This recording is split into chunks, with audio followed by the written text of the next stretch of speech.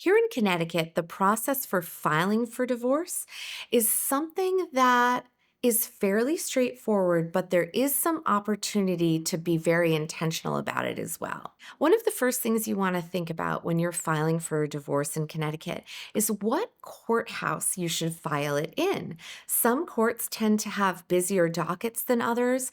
They might have a speedier way to get court dates and hearings, and experienced family law practitioners, they can give you an insight on which courts are more or less busy. Here in Connecticut, in some towns, you're actually able to choose between a couple of different courthouses.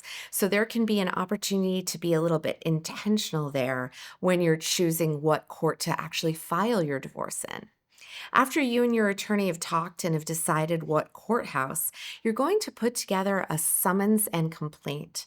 And you're going to figure out how to serve that on your spouse.